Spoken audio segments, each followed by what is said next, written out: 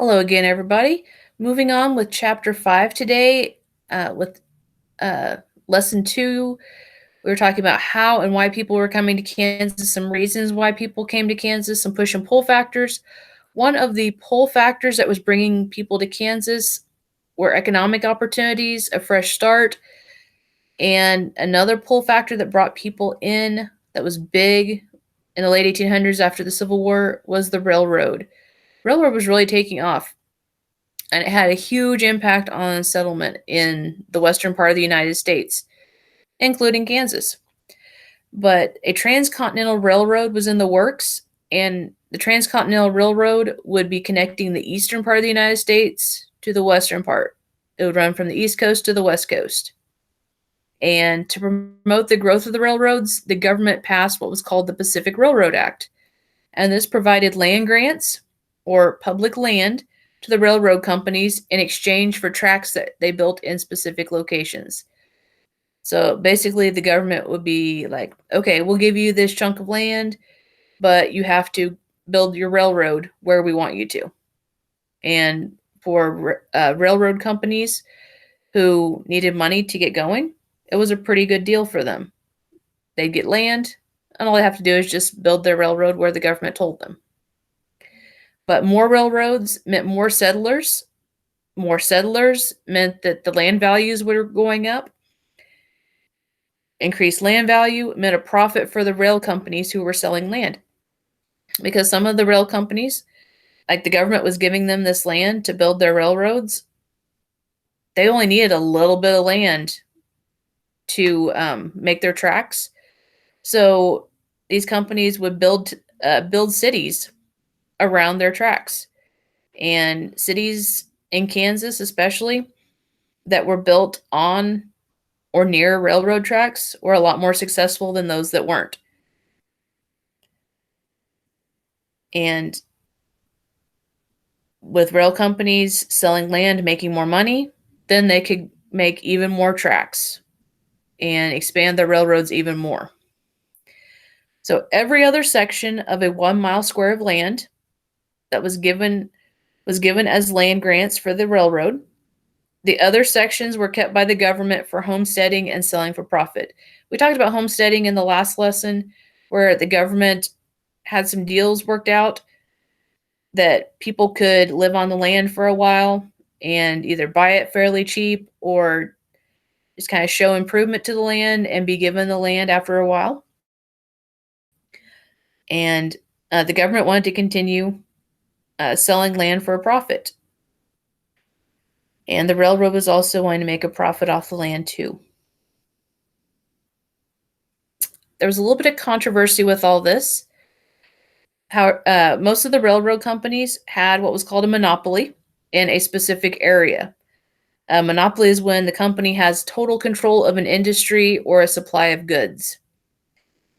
And some people said that the land grant program gave way too much government subsidy to the railroad. A subsidy is just financial assistance that the government gives to a person or a group in support of a venture or a business. So some people thought that the land grant program was giving way too much money, way too much support to the railroads. Other people thought that railroads were going way too fast and that there were too many feeder lines, too many smaller lines that were feeding into the major lines. And some people saw the railroads as an investment to help settlement grow in the West. And that was what the government was banking on. They were hoping by helping out the railroads, helping settlement spread further west, that would help bring more people to the West and spread our population. Kind of some fun facts here. The Morrill Acts of 1862 and 1890. It gave the U.S. government land. It gave U.S. government land to the states. So Kansas got chunks of land due to these two acts. In exchange, the states would then sell the land, and they would use the profit to start colleges that focused on agriculture and manufacturing. Basically, land grants for colleges to get started. And there were 69 land grant colleges in the United States, One of the land grant colleges opened in 1863 in Kansas. K-State is a land grant college.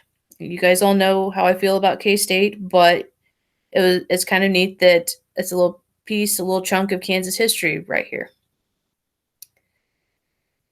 A couple famous Kansans that had a huge impact on the railroad industry. There was Cyrus K. Holliday. We've talked about him. We talked about him with the last chapter. If you remember, he's the founding father of our state capital. He's the one who donated the land, the 20 acres, to build our state capitol building. That was early on in his career.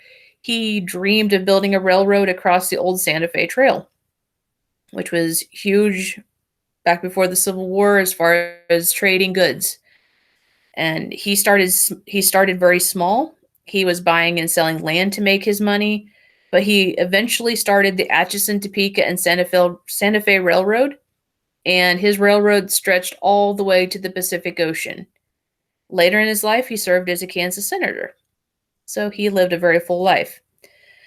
Another famous Kansan named Fred Harvey.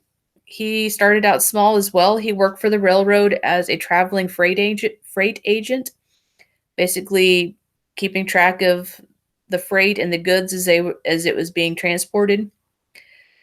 With his job traveling a lot on the railroad, he noticed that good eating places for train passengers were basically non-existent. So he came up with the idea to open clean restaurants with good food in or near train depots. And he created what were called Harvey House restaurants. And the very first one opened in Topeka and was a huge success, and his restaurants and his hotels spread. Kind of interesting, his Harvey House restaurant was said to be the very first chain restaurant in the U.S. So, very first chain restaurant in the U.S. got its start right here in Kansas. Pretty cool. Railroads and town developments. Railroads impacted the town developments in Kansas a lot. It gave farmers towns to do business in because towns were basically centered around railroads.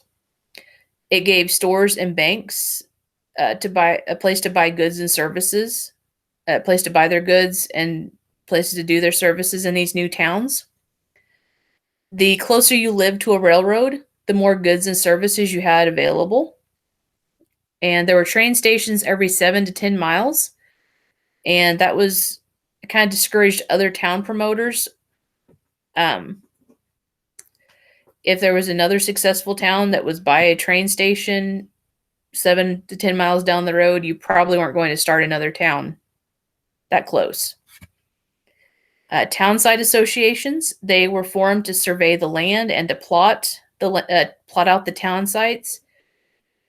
Plotting is just mapping out the actual or planned features of a place, like drawing out the streets, the building lots, laying out your town. And they also sold lots of businesses. They also sold lots to businesses and settlers.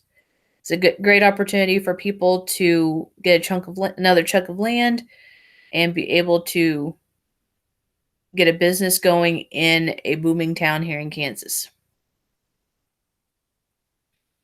Railroads changed Kansas tremendously. It improved our transportation. No longer needed horse and wagon to get anywhere quite a distance away. You could just hop on the train and ride. It brought in new settlers to our state and to the areas further west. It changed the whole culture of towns. It brought businesses to towns. It did hurt the land speculator business because the railroads kind of had a monopoly on the land business at the time. It also brought controversy with the land grants that were given.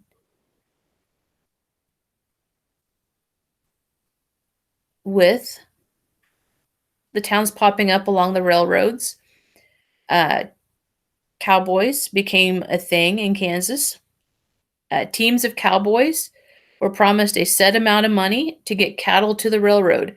The railroad was going to be a way to transport cattle to towns back east, where people needed meat and other supplies from livestock. So these cowboys were hired on to do that. They were usually in their early 20s. They made $24 to $40 a month. They wore the special equipment and clothing, and about 11 men could handle 3,000 cows total at a time. And located on railroad lines, since railroads shipped cattle east, they all competed for bigger shares of the trade. So some of these towns in Kansas that were getting started by the railroads, they became cow towns.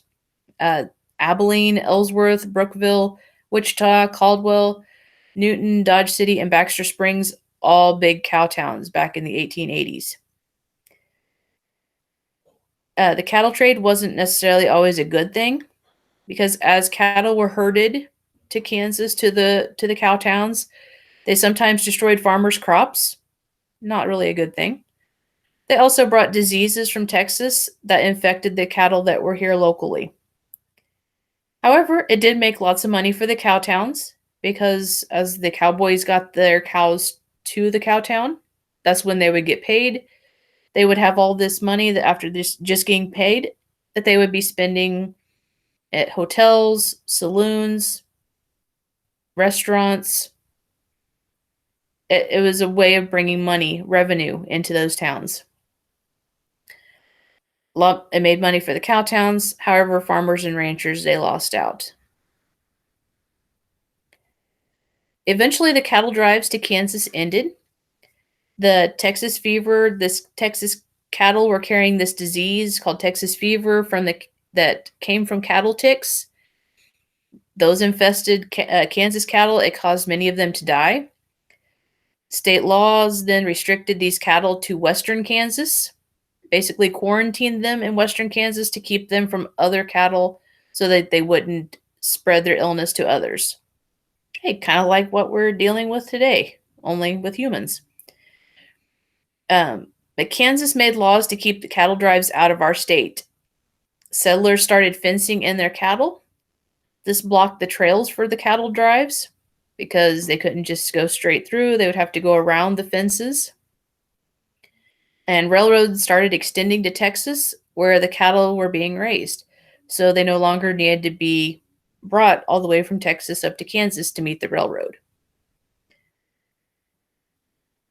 Also, barbed wire became a thing during this time when they started fencing in their cattle.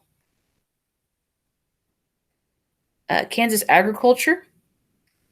Our economy has always been based on farming here in Kansas, still is today. And if farmers had good years, they would spend their money in towns, which helped the towns grow as well, the town's economy. If bad years were happening for farmers, their crops weren't as good, then they didn't have as much or any money to spend. So basically, how successful the farmers were, that would determine how much they had to spend in the towns. Settlers believed that rain follows the plow. This was a saying that was around, that farming land would change the climate. Not a true statement at all. Corn and oats were grown in high yields. Yields are just the amount that's produced. Flax, castor beans, hemp, broomcorn, they were also grown as commercial crops. These commercial crops are something that's sold for profit that people don't necessarily use themselves. Kansas is known for winter wheat. This is wheat that's planted in the winter, and then it's harvested in the spring before temperatures get too hot. This idea for that was brought from Russia from settlers who were people who were immigrating here to Kansas. They brought the idea with them. The idea is actually perfect for Kansas climate, even still today. Winter wheat is very popular with farmers. Technology in grain production started to increase. With 160 acres to grow their crops on, farmers often grew a surplus.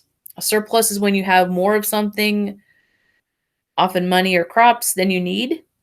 So when farmers had this surplus, they could sell at the markets to make money. The markets would then sell the crops other places, and make money as well. More and more farming equipment became mechanized, making it easier and faster to plant and harvest crops, which that equaled way more money for the farmers too. Mechanizing is turning any work that's typically done by animals or people into work done by machines. So they no longer needed a horse and plow. They had tractors and combines that were mechanized that could do the work a lot quicker. And that brings a close on the settlement of Kansas. With our next chapter, we'll be getting into some of the reforms, changes that were brought to Kansas after all this, and kind of some interesting times in Kansas. So we'll get into that in chapter 6. Again, if you guys have questions, please email, call, text, Zoom, whatever, and we'll get your questions answered. Have a great day, everybody.